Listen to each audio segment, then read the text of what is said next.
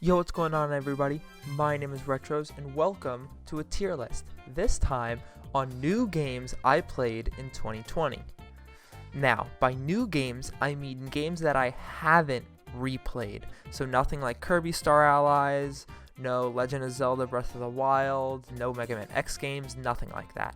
These are just new games that I picked up, played, and beat in 2020. With that out of the way, let's get right into it. And starting off with Ni no Kuni, Wrath of the White Witch. I love Ni no Kuni. I love Ni no Kuni so much. It is probably my favorite game of all time, and there's so much more I could say about it. It's just, not only did I beat the game in 2020, but I went back, 100%ed it, and I still have the will to go through a third playthrough. Like, this game has given me so much enjoyment and so much just joy.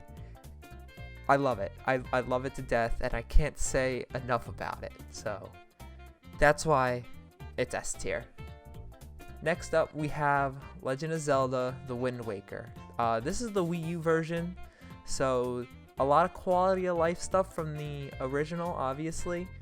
But for me personally, compared to like some of the other games on this list, it's an A tier game.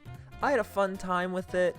I really did enjoy playing when I was, but I didn't really find a purpose in exploring the world and going around and seeing everything. You know, I kind of just stick to the story and explored. You know, I explored well in the story, but all those sub-islands and completing the map I didn't end up doing, which I wasn't really happy about, but there's no really reason to go back to it. But otherwise, super solid game. If I ever wanted to, I'd go back and play it. Alright, next up, we have Pokemon Sword with the DLC. Now, if this was just Pokemon Sword by itself and the DLC was separate, we would have regular Pokemon Sword in like C tier. We'd have Isla Armor in like D tier. And then we'd have Crown Tundra in like B tier. So averaging that out, the complete Pokemon Sword expansion gets C tier. It was fun. I enjoyed it for a short while. The only reason I ever ended up going back to it was like legendaries in Crown Tundra and just fetch questing in Isla Armor or wanting to complete the Pokedex. But even then, I didn't feel the drive or the purpose to actually complete the Pokedex. So I just kind of dropped it, and then, you know, if something new gets released for it, I might pick it up again, and maybe my opinion will change. But yeah, it was also a fairly basic story. It wasn't very interesting like some of the older Pokemon games, which is what I heard a lot of other people complain about, but it didn't really bother me until Isla Armor hit, which really showed that they were just padding for the fact that the story didn't have enough, so they gave it two expansion DLCs. Crown Tundra obviously being the better of the both and giving a lot more content than the other one. But yeah, otherwise Pokemon Sword's pretty average. Next up, we have Xenoblade Chronicles Definitive Edition. This game I borrowed from my friend Kevin JSI. He also has a review up on his channel. You can go check that out. It's pretty high quality, and it's what got me interested in the game. So I was very curious to play it out, and after I did, it's an easy S tier game. I enjoyed it more than most other RPGs I played. Like, it's like when I played Fire Emblem, I didn't have that much of a good time, but the one thing that kept me going for the end of it was the characters. Xenoblade has plenty of that. Plenty characters, beautiful graphics, amazing story. It's perfect. It is again, there's not that much I can say about it. Again, so go check out Kevin JSI's video. He does a perfect job explaining why he enjoys the game, and a lot of those reasons I completely agree with. But it's just a fantastic game, and there's nothing else to it. Next is Super Mario Galaxy 2. This game disappointed me, and for that it gets a D tier. I played Galaxy and Galaxy 2 in the same year. Galaxy 1 was a lot of fun, and we'll get to that near the end of the video. But Galaxy 2 was such a big letdown for me. Such a big letdown. All the potential lost in Galaxy 1 over to Galaxy 2. The story wasn't compelling enough.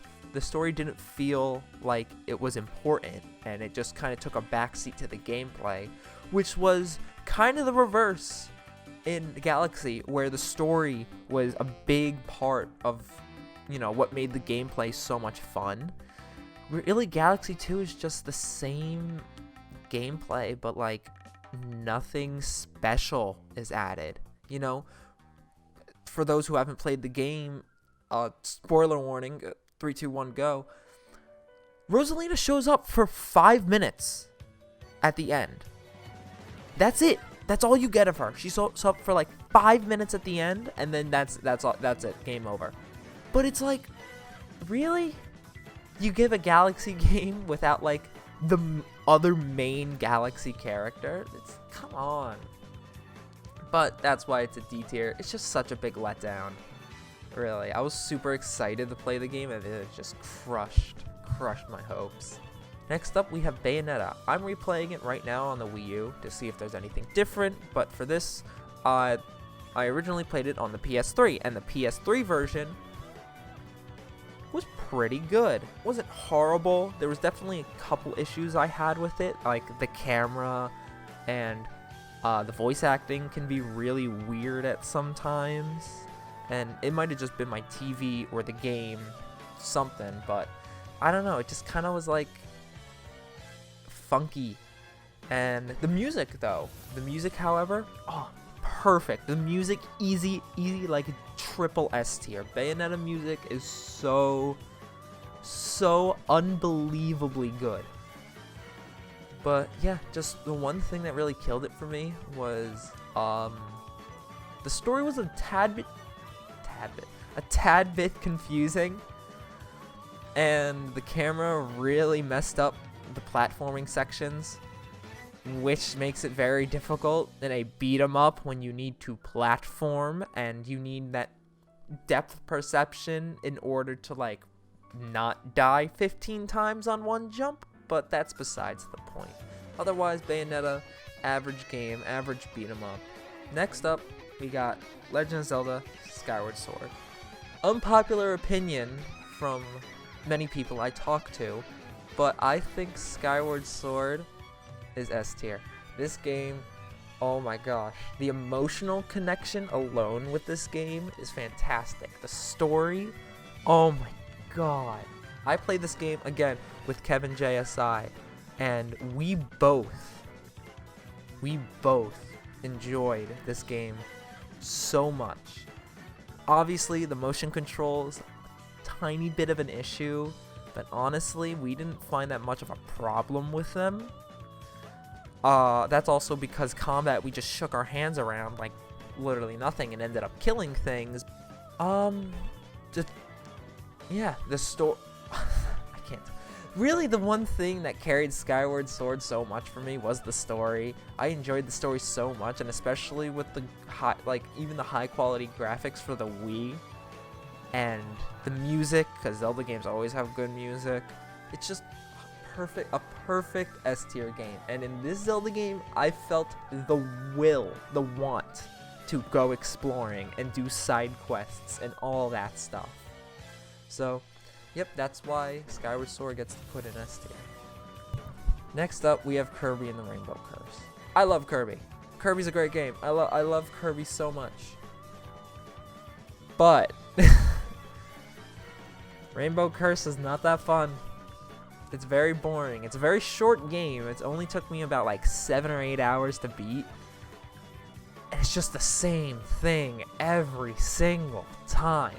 See, the one thing I enjoyed about Return to Dreamland or Triple Deluxe and Planet Robobot and Kirby, all the main recent Kirby games is that they're the same thing. They do the same thing, but they all give you something different. So not every level and every game feels like a copy and paste of each other. This kind of goes for Kirby and the Rainbow Curse. Obviously, it's a very different art style. It's all clay. That's fantastic. The game, beautiful. I love the artsy aesthetic. It's perfect. But they really hope you enjoy the graphics enough to have subpar gameplay, because it's just drawing lines on the Wii U gamepad is just not fun to keep Kirby going. I honestly contemplated just leaving the gamepad at my side and playing Player 2 as Bandana D, because then at least I get to play the game. Otherwise, you're just hoping that you don't run out of magic rope before Kirby falls into an instant death pit. And that's why Kirby's in D tier. Next up, we have Astral Chain. You guys know how I feel about Astral Chain. You saw my review. I love this game. This is probably the best beat 'em up on the list. That's why it's an A tier. Astral Chain is so... There's a lot that I've already said about this game that I can't say already. So if you want to know what I say about Astral Chain, go watch my review. But Astral Chain, beautiful graphics, beautiful music, and a character that I want in Smash more than some other characters.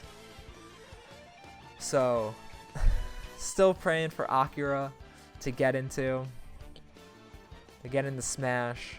I don't think it's gonna happen, but I could still pray. But at least Astral Chain is a fantastic enough game to warrant it. Next up, we have Hyrule Warriors Age of Calamity. I played the crap out of this game when it came out. I probably put about 40 to 50 hours in it in like the first week. And then I kind of play it ever so often. The replay value's there, but there's no like drawback to have you replay. Me and all my friends thought there was going to be DLC for this game 100%. That they were just going to, boom, release a DLC pack, boom, release a character pack, boom, release some costumes. Nope. Nope. Not that I know of, at least, but nope, this game has yet to be touched. Once you unlock all the characters and you unlock all their combo trees, it's just the same over and over again. It's kind of suffered the same late game issue as the Hyrule Warriors Definitive Edition, where once you beat the story, there's really no purpose other than unlocking all the characters and just getting that kind of stuff. But the one thing that I really enjoyed about Hyrule Warriors is the story, which, again, aside from music, Zelda games do really well. So the story and the gameplay and the graphics itself warrant it in A tier. It's not S tier enough that I love it and want to go back and replay it, but it's not bad enough where I'm not gonna want to touch it again. I mean, I still do play it every now and a bit, but it's not as important as, say, Xenoblade or Ni no Kuni. Next up, we have Ori and the Blind Forest. Now, the Definitive Edition, to be specific, I got this game for $1 on Steam. So I heard a lot about Ori, and especially Kevin JSI, again, raved about Ori when he beat it. He raved about Ori to no tomorrow. But did I enjoy it as much as him? Yes, I enjoyed this game so much. The graphics, oh my god. Ori and the Blind Forest is one of the most beautiful games I have looked at in a long time. It is fantastic. Fantastic. The gameplay, super enjoyable. The game is super replayable. And the one thing that I love about it the most more than anything is that the difficulty. When you die, it does not feel like the game cheated you. It feels like you messed up yourself. Like it's not the game's fault. It feels like you made an error, and then when you get back to that section, it's very rewarding to fix your error and to complete the section, and just you feel so rewarded for doing it right. That's what carries Ori so much, is that when you die, it's rewarding to fix your mistakes. And that's why I put Ori in S tier. And now for the final game on my list, we have Super Mario Galaxy. I mentioned obviously a bit with Super Mario Galaxy 2, and I can assure you that Galaxy 1 is way better than Galaxy 2. For me, it is probably an A tier game. Yeah, it's probably an A tier game. Graphics are beautiful, music is awesome, love the characters, Luma's my favorite, obviously, but just Galaxy 1 is such a different take on 3D Mario platforming, which is something all the Mario games have going for them, is that every single game has a different style of the 3D platformer, but I feel like Mario Galaxy does it the best. If we're talking about in the 3D All-Stars collection, Mario Galaxy, I think, does 3D platforming the best out of the three. Compared to some newer stuff like Odyssey and Galaxy 2, I'd say it's pretty on par. Galaxy, I enjoyed a lot of the gravity mechanics and a lot of the abilities, and the Red Star ability was always fun to just go flying throughout space, and the music always complements what you're doing. It never feels like it's out of place or anything like that, and enemies are very easy to defeat, meaning you get a lot more time to spend to look at the levels and the details and all that kind of stuff that makes that game so enjoyable. And that's my list, everybody. I hope you enjoyed this. Is obviously a lot different than what I normally do, and I'm still kind of working on some of the stuff that I'll be posting in the future.